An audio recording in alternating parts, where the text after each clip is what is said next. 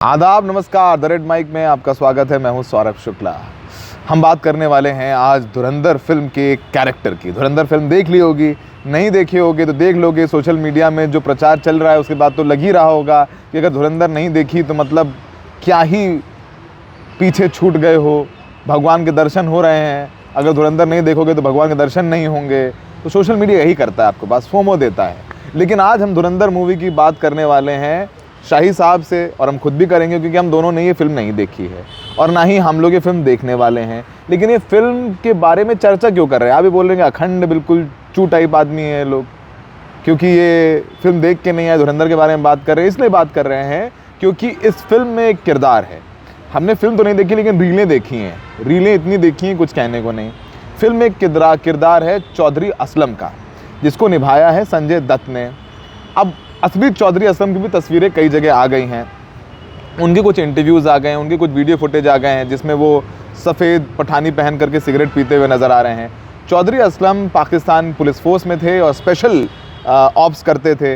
लियारी जो दिखाया गया है शहर कराची में, उसमें गैंग वॉर ख़त्म करने की जिम्मेदारी चौधरी असलम को दी गई थी। तो जो चौधरी असलम साहब हैं, संजय दत्त तो है नहीं, लेकिन जो असली चौधरी असलम साहब हैं शायद भारत में इकलौता जर्नलिस्ट है जिसने उनका इंटरव्यू किया 2012 में, और उनके साथ लियारी घूमा भी है, उनके साथ रेड्स पे भी गया है। वो हैं आदरणीय सौरभ कुमार शाही, जिनको हम लोग कहीं तो इनको निकाल कर लाए और इन्होंने कल बताया हमें कि भैया हमने तो चौधरी असलम का इंटरव्यू किया है। तो ये एक आर्टिकल, न्यूज़ आर्टिकल आपकी स्क्रीन पर आप देख रहे हैं, ये चौधरी असलम का प्रिंट के लिए एक मैगज़ीन थी संडे इंडियन, उसके लिए शाही साहब लिखते थे और एडिटर फॉरेन अफेयर्स थे उस मैगज़ीन में। तो उसमें उन्होंने एक दिन पूरा चौधरी असलम के साथ बिताया था और इस पूरे इंटरव्यू और पूरे आर्टिकल पीस का नाम था कराचीज़ डर्टी हैरी, यानी कराची का डर्टी हैरी। तो आप एक स्लैंग समझ सकते हैं, एक हॉलीवुड फिल्म में कैरेक्टर है, बहुत फेमस, मतलब जो गंदगी साफ करने वाला। एग्जैक्टली वो मतलब गंग हो जो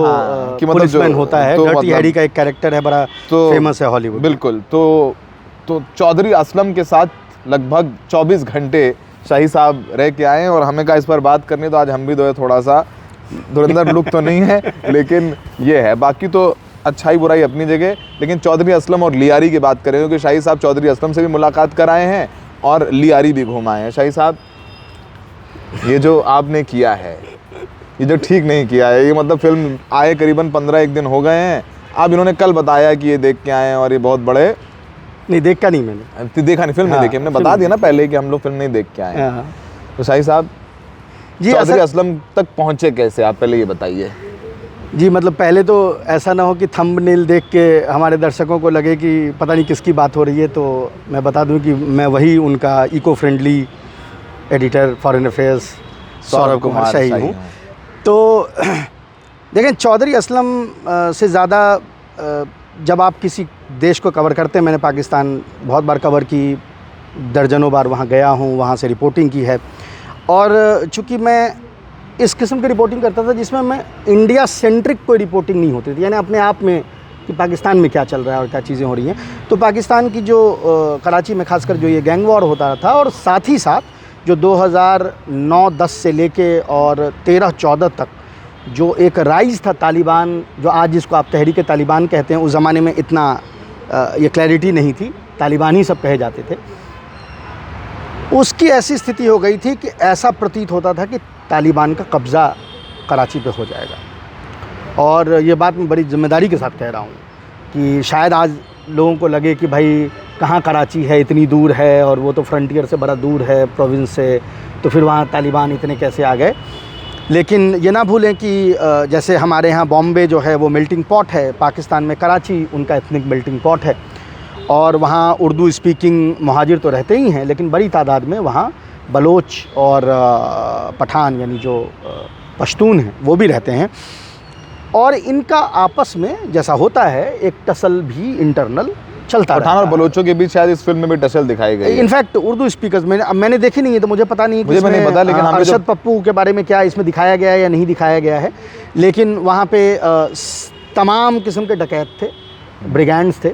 कुछ जो थे वो जो भुट्टो की पार्टी है PPP, उनका वरदस्त था कुछ लोगों पे, जिसमें कि रहमान डकैत, जो मेरे ख्याल से इसमें अक्षय खन्ना ने वो रोल अदा की है, और रहमान डकैत का अपना चचेरा भाई होता था उज़ैर बलोच। इन पे उनका वरदहस्त था। MQM जो मुहाजिरों की ज़ाहिर है पार्टी रही है, और अल्ताफ़ हुसैन जिसके लीडर रहे हैं, जो एग्ज़ाइल में रहते हैं ब्रिटेन में, अभी भी ज़िंदा हैं, उनका वरदहस्त था अरशद पप्पू पे। तो इन गैंग्स की आपस में लड़ाई होती थी। किसी ज़माने में ये सारे एक ही जगह से निकले थे, तो मेरा बड़ा फोकस इन पे रहता था। मैं इनके बारे में हमेशा पढ़ता, और बेसिकली जो जिस गैंग वॉर के बारे में आज जनता जानी धुरंधर के बाद से, तो आप 2011-12 में इसको फॉलो कर रहे थे, जब ये चल रहा था, पीक पे था। उससे पहले से इनफैक्ट मैं 8-9 से इसको फॉलो करता था, क्योंकि मेरे ख्याल से जहाँ तक मुझे याद आ रहा है 9 में रहमान डकैत मार दिया गया था। और जब वो मारा गया था तो उसकी मुखबरी जो है वो अरशद पप्पू ने की थी। और जो टीम जिसने मारी थी उसमें चौधरी असलम थे। तो इसलिए मैं इसको बहुत दिन से फॉलो करता था, उनके रिट्रीब्यूशंस को, रिवेंज को भी देख रहा था। लेकिन फिर यूँ हुआ 2009-10 के आसपास में कि गैंग वॉर छोटी हो गई, तालिबान का ख़तरा उससे बड़ा हो गया, और ये जो लाइंस थी ये ब्लर होने लगी। यानी कई लोग जो इसके ऑपरेटर थे उसमें शामिल होने लगे, उसके ऑपरेटर्स थे इधर शामिल होने लगे, और एक्चुअली में ये प्रतीत होने लगा कि लयारी हो या औरंगी बड़े बड़े छोटे गुंडों के बीच एक बड़ा गुंडा आ गया, और तालिबान। ये जो इलाके, जो लयारी की जैसा इसमें जिक्र है, वैसे वहाँ औरंगी टाउन है, इन जगहों पे जहाँ पे पश्तून और बलोच थे। एक चीज़ और मैं यहाँ दर्शकों को बता दूँ, कन्फ्यूजन ना हो, क्योंकि ये कन्फ्यूजिंग चीज़ है। हर बलोच बलोचिस्तान में नहीं रहता है पाकिस्तान में, इस चीज़ को याद रखें। और बलोचिस्तान में भी रहने वाला हर आदमी बलोची नहीं है। बलोचिस्तान में बहुत बड़ी तादाद पश्तूनों की है। वैसे ही सिंध में कुछ ऐसे डिस्ट्रिक्ट्स हैं, बदीन और भी भतेरे ऐसे डिस्ट्रिक्ट हैं सिंध में, जिसमें मेजॉरिटी जो है उनके कुछ हलकों में वो बलोचों के हैं। तो हर जगह का बलोच अव्वल बलोची नहीं बोलता, कई बलोच सिंधी बोलते हैं, और बलूचिस्तान में मेजॉरिटी सिर्फ बलोची की है, लेकिन सिर्फ बलोच ही नहीं रहते, वहाँ और भी लोग रहते हैं। तो ये भी एक जो टसल है वहाँ पे चल रहा था। तो मैं काफ़ी सालों से इसको फॉलो कर रहा था। जो आपने बताया कि फिर हुआ यूँ कि 2012 में मुझे लगा कि क्या मज़ा है कि मैं एक दिन गुजारूँ चौधरी असलम के साथ और देखूं कि ये रेड्स वगैरह कैसे कर रहे हैं। जो फॉरेन अफेयर्स कवर करते थे, पाकिस्तान की पॉलिटिक्स को और वहाँ की गैंग वॉर को फॉलो कर रहे थे, उनके बीच चौधरी असलम का नाम ऑलरेडी लोग जानते थे। और स्पेशली चूँकि तालिबान से लड़ रहे थे, और जिस दिन मैंने उनका इंटरव्यू किया था तब तक मेरे ख्याल से 10 या 11 हमले उन पे जानलेवा हो चुके थे और बच चुके थे। 22वें हमले में उनकी मौत हुई है, लेकिन जिस दिन मैं उनके साथ था तब तक 10 हमले उससे पहले हो चुके थे। तो ऑलरेडी दुनिया जानती थी, वेस्टर्न प्रेस में भी उनका नाम आ गया था। और एक जो चीज़ है जो मैं प्रोग्राम के अभी शुरू में ही ये कह दूं कि देखें, इस तरह के जो सुपर कॉप होते हैं ये बड़ा ग्रे एरिया में ऑपरेट करते हैं। ये डर्टी हैरी नाम भी इसलिए दिया गया, जब डर्टी हैरी सीरीज़ हमारे दर्शक देखेंगे हॉलीवुड के, मतलब सीधे काम नहीं करते, सीधा काम नहीं करते, उसके ग्रे एरियाज़ हैं।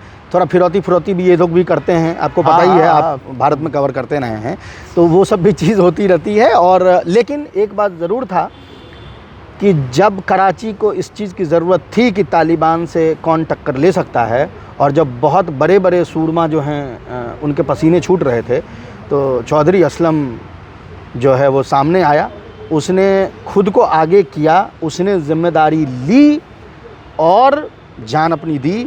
लेकिन जान देने से पहले बहुत सारे तालिबान समर्थक, तालिबान ऑपरेटर्स की जान उसने ली।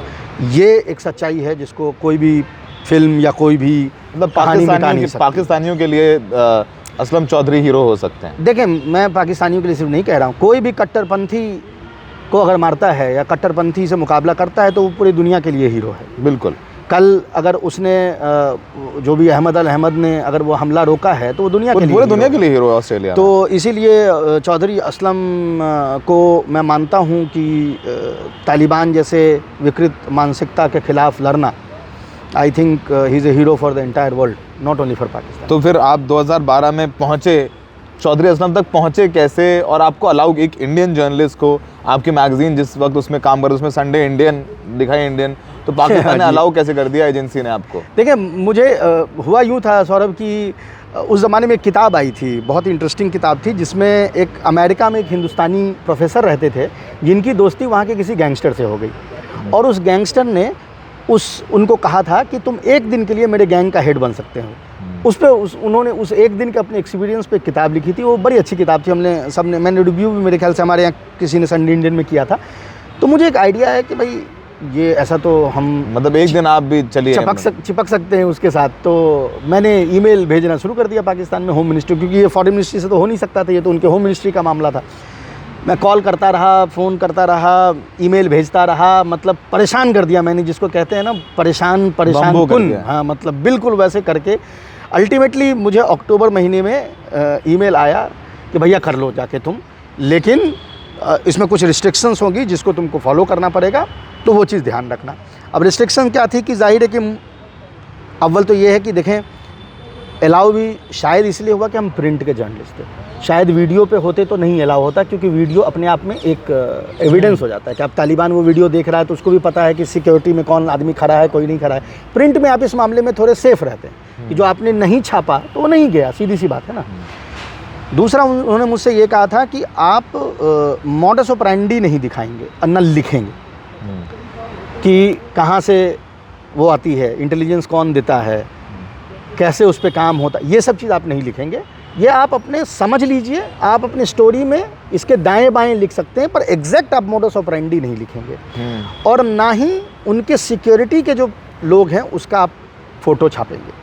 तो अब जाहिर है मुझे जिन रिस्ट्रिक्शंस के अंदर वो लिखना था उसमें मैंने लिखा,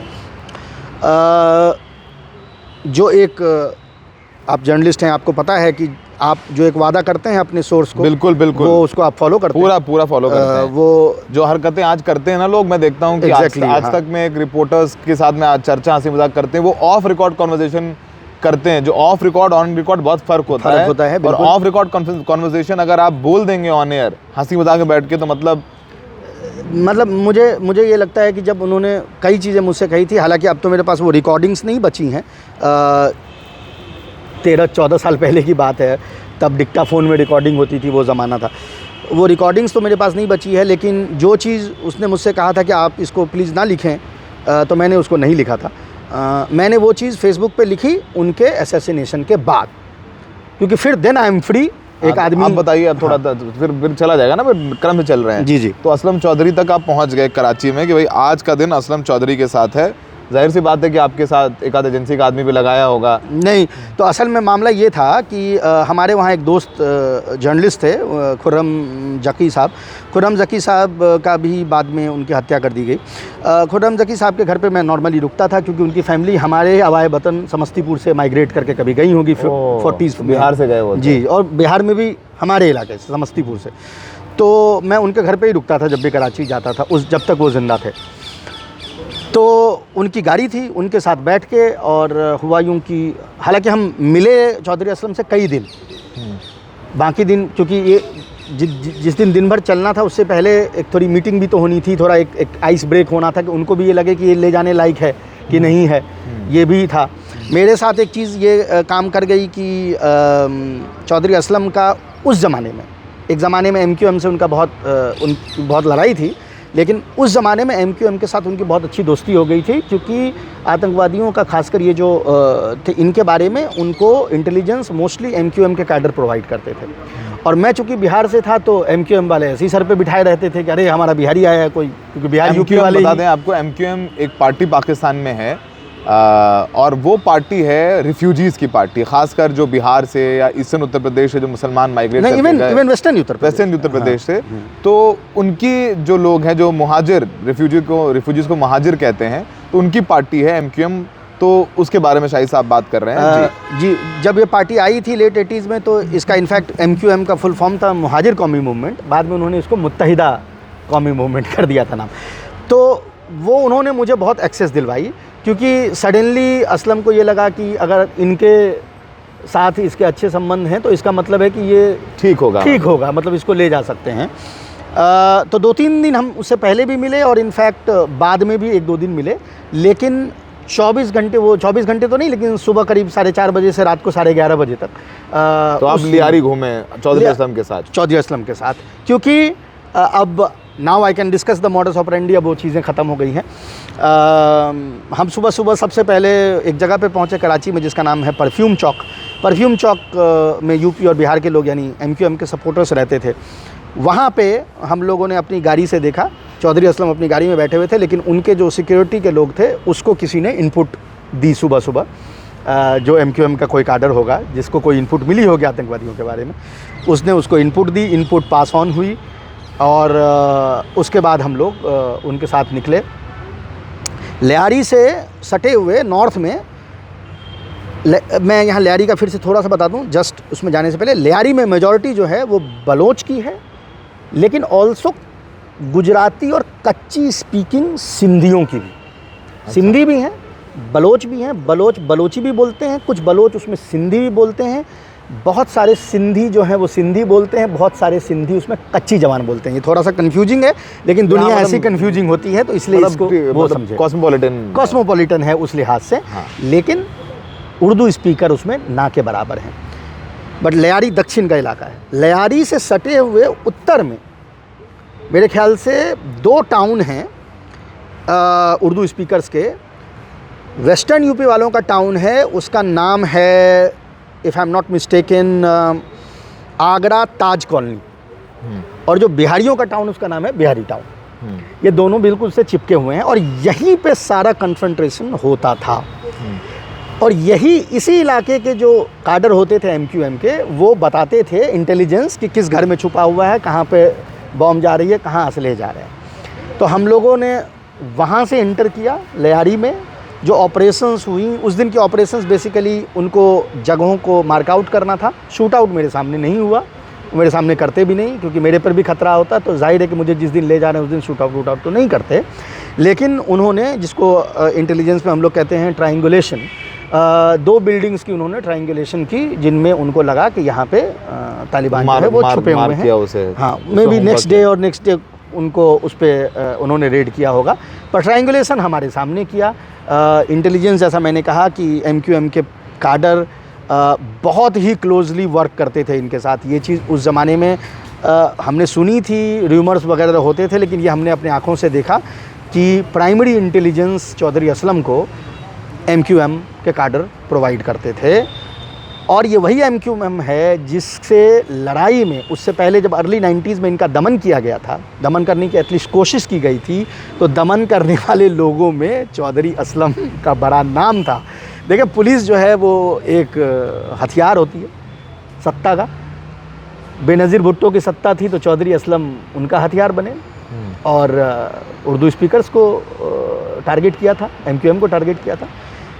जब तालिबान को टारगेट करने की बात आई तो उनकी दोस्ती MQM से हुई और तालिबान को टारगेट किया गया। तो ये जो कॉम्प्लेक्सिटी ऑफ सिक्योरिटी एस्टेब्लिशमेंट है। तो चौधरी असलम की पर्सनालिटी कैसी थी? आपकी पहली मुलाकात हुई, जब पहली मुलाकात हुई तो what was your first impression?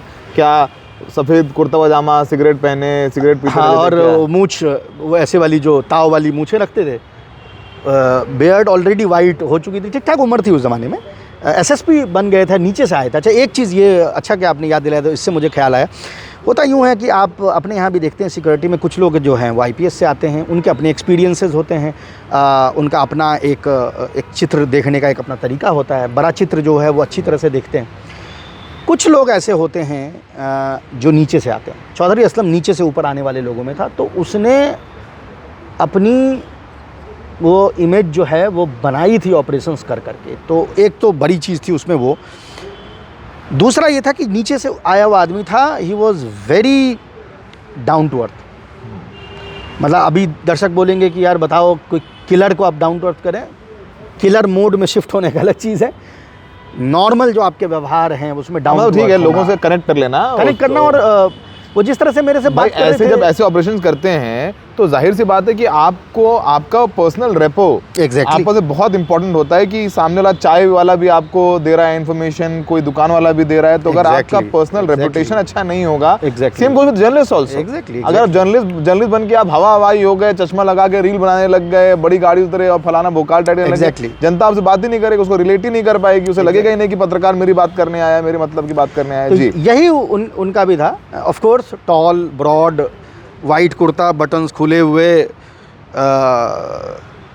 अच्छा, वो मामला इसलिए भी था कि ये जो STF था इनका ना, जो ये तो STF बनी थी तालिबान को हंट करने के लिए ना, तो एसटीएफ जो कराची की एसटीएफ थी, जो एंटी तालिबान उसमें होती थी, उनके सारे जो ऑफिसर्स और जो रंगरूट होंगे, सबको ये था कि सिविल्स में रहना होता था, सिविलियंस में सबको रहना होता था, तो इसलिए भी वो उस तरह से करते थे। एक और चीज़ जो मैंने देखी, अगेन मैं अब ये कह सकता हूँ, उस ज़माने में मैं नहीं कह सकता था, वो ये था कि लाइक एज मैंने जैसा बोला कि ग्रे एरिया है ये, तो ऑफिशियल रिवॉल्वर था, लेकिन 2-3 अनऑफिशियल वेपन्स लेके चलते थे।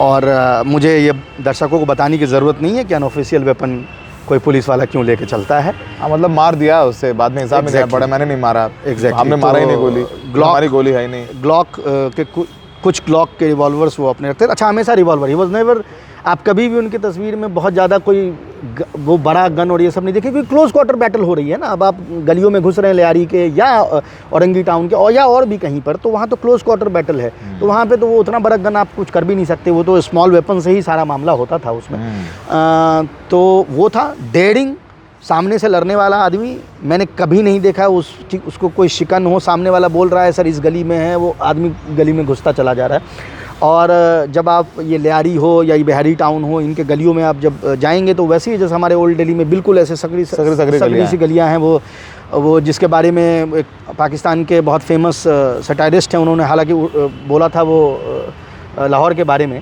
कि अंदरून लाहौर की गलियाँ इतनी तंग हैं कि इसमें से अगर एक मर्द और एक औरत एक साथ गुजर रहा तो दरमियान में सिर्फ निकाह की गुंजाइश बच जाती है। तो वैसे ही गली जो है वहाँ पे थी। तो वो चीज़ मैंने देखी है जो तालिबान वाली थी। तालिबान से पहले ये भी याद रखें कि जो मेरे ख्याल से इसमें लियारी के गैंगस्टर वॉर को दिखाया गया इस फिल्म में, उसको भी बड़े हद तक इन्होंने पैसिफाई किया। हालांकि ये लड़ाई काफ़ी बाद तक चलती रही, और एक्चुअली में देखें तो लियारी को पैसिफाई जाके हुआ वो लेट 2010s में, यानी ये एक्चुअली में पैसिफाई 18-19 के आसपास जाके लियारी हुआ। लेकिन जैसा मैंने कहा, लियारी में एक ज़माने में जो ये डकैत होते थे ये इनॉक्वस थे, एज इन डकैती करते थे, एज इन ये स्मगलिंग करते थे, लेकिन लोगों को कुछ नहीं करते थे। हाँ, मतलब आम जनता ने अपना रॉबिन हुड जैसी अपनी एक इमेज बनाने की कोशिश करती थी। मतलब गरीब घरों से आए थे तो अपना वो बनता रहा। लेकिन लियारी में मामला गड़बड़ हुआ जब ये अफ़गान जिहाद जो है वो शुरू हुआ।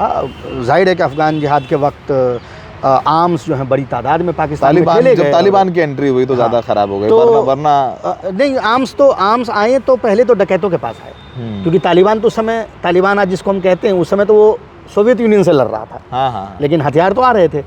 हथियार आने के बाद ये वॉयलेंस पूरा कराची में धीरे धीरे फैलने लगा और लियारी से लोग डरने लगे, इसमें कोई दो राय नहीं है। MQM लियारी से, याद रखें, बेनज़ीर भुट्टो पहली बार जब, मेरे ख्याल से पहली बार जब वो इलेक्शन जीती थी 87 में, तो लियारी से उन्होंने चुनाव जीता था।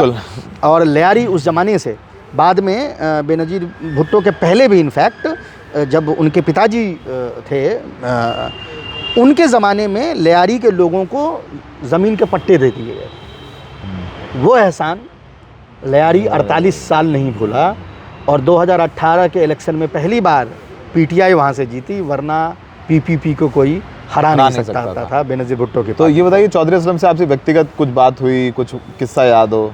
बहुत चीज़ें, इनफैक्ट वो मैंने ऐसे, मतलब पता नहीं मेरा टोन उस तरह का था या मेरे टोन से उसको लगा होगा कि जब उन्होंने बोला होगा कि हम तालिबान को मारते हैं या उसको करते, तो या मेरे टोन में ऐसा लगा होगा या मेरा कोई मैंने स्मॉक कर दिया होगा कुछ, तो वो थोड़े बिफर गए कि आप लोग को तो लगता है कि हाँ हम मुसलमान हैं तो हम क्यों इसको मारेंगे, मुसलमान आतंकवादी को।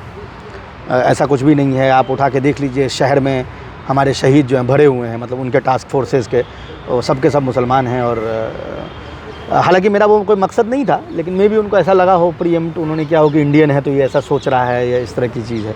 दूसरी है कि खाना मुझे नसीब नहीं हुआ उनके साथ क्योंकि वो चाय चुई चलती रही, वो दिन भर सिगरेट और चाय पे चलते थे। अब मैं भाई उस ज़माने में 106 किलो का होता था, मुझे खाना चाहिए होता था भाई, तो लेकिन अब आपको ये अपॉर्चुनिटी मिली है तो खाना आप कहाँ ढूंढेंगे।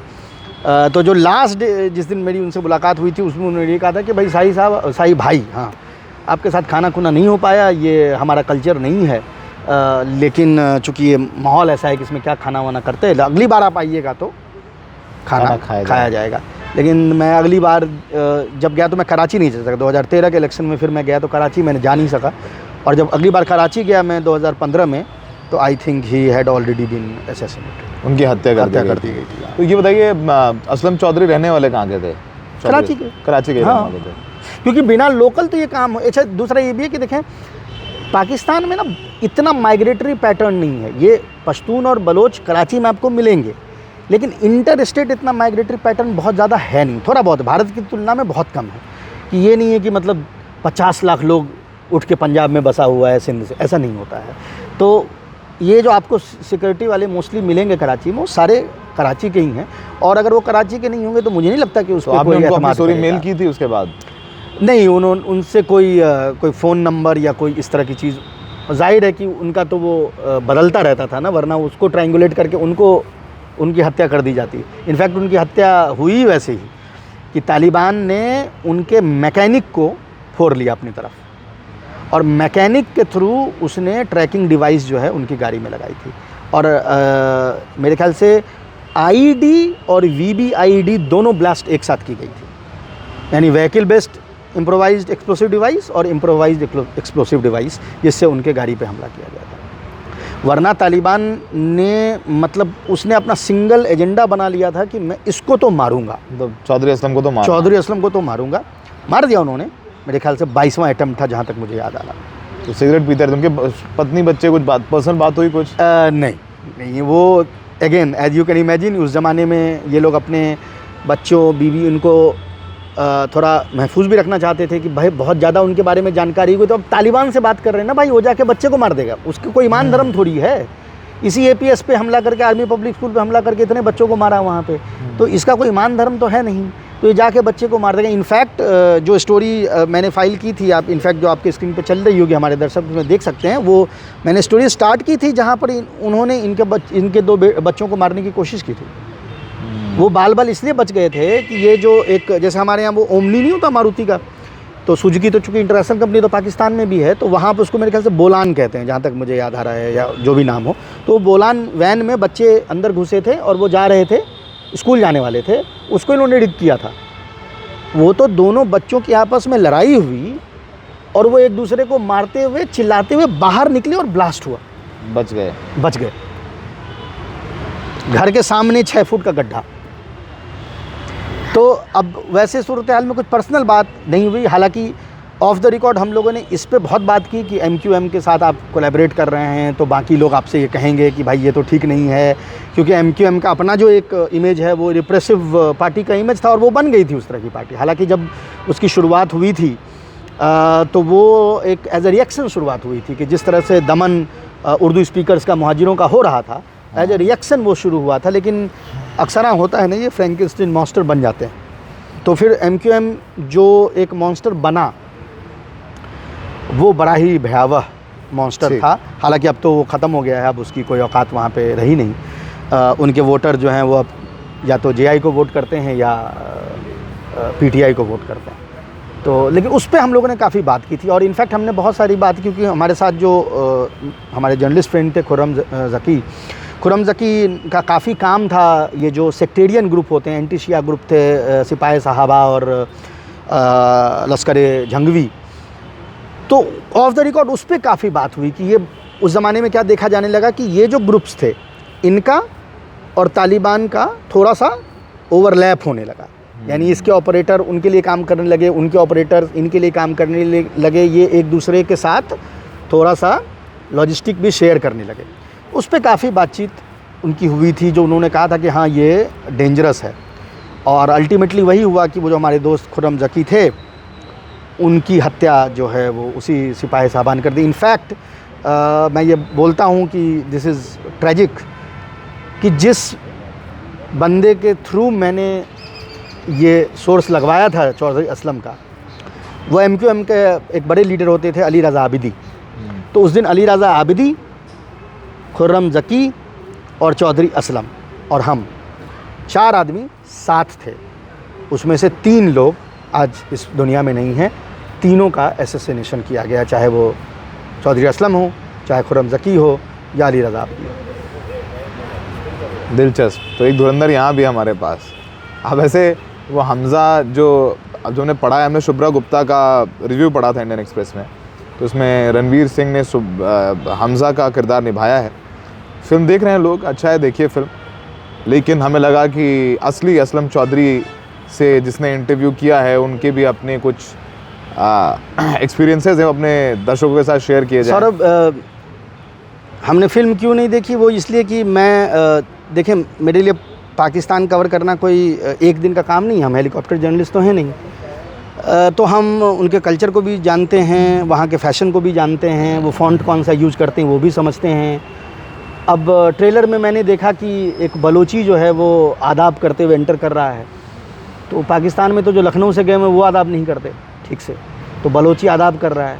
फिर हमने देखा वो आधी बाँह वाले पठानी वो पहन रखे हैं। शायद आपको इस बात पे पाकिस्तान में मार दिया जाए कि ये तो फैशन क्राइम है, सैक्रिलेज है ये, कि आप आधी बाँह की वो पहन के घूमें। मुझे मतलब ठीक है, मूवी लोग देखें, अच्छी बात है, फिल्म देखना चलिए। हाँ, बट मेरा ये कहना ज़रूर है कि मतलब फिल्म को असली ना समझे, मतलब वो ऑथेंटिसिटी जैसी उसमें कोई चीज़ नहीं। ठीक है, जाइए फिल्म देखिए, एंजॉय करिए, रील बनाइए, क्योंकि शायद रील बनाना बहुत ज़रूरी है। और रील देख देख के जिन लोगों ने नहीं देखी फिल्म वो भी जा रहे हैं देखने के लिए, तो ये अच्छी, पता है आपको, सब ये सब करने के लिए, रीलें बनवाने के लिए, किसी का PR करवाने के लिए, मतलब करोड़ों करोड़ों रुपए खर्च करते हैं ये प्रोड्यूसर्स और ये जो इनके मालिकान फिल्म बनाते हैं, डायरेक्टर्स वगैरह। तो आप फिल्म देखने नहीं जा रहे हैं, आपको फिल्म दिखवाई जा रही है, आपको ट्रैप किया जा रहा है। फ़िलहाल हमें लगा कि ठीक है, आप देख के आएँ, बड़े एंजॉय करिए फिल्म को, फिल्म की तरह देखिए, ज़्यादा उस पर लोड मत लीजिए। लेकिन असली असलम चौधरी के बारे में हमने ये आपको बातें बताई हैं। हमें देखने के लिए बहुत बहुत शुक्रिया। मज़ा आ रहा है तो इसको ज़रा शेयर करिएगा, क्योंकि ये मज़ा सिर्फ रेड माइक पर ही मिल सकता है। हमारे शाही साहब को हम निकाल के भी तो लाए हैं, ये फैरों की तरह जो पिरामिड में जो है आराम कर रहे थे सैकड़ों साल से, तो इनको जो है हमने गंगा जल डाला इनके ऊपर तो वहाँ से इनके ज़िंदा करके इनको लेके आए हैं। हमें देखने के लिए बहुत बहुत शुक्रिया।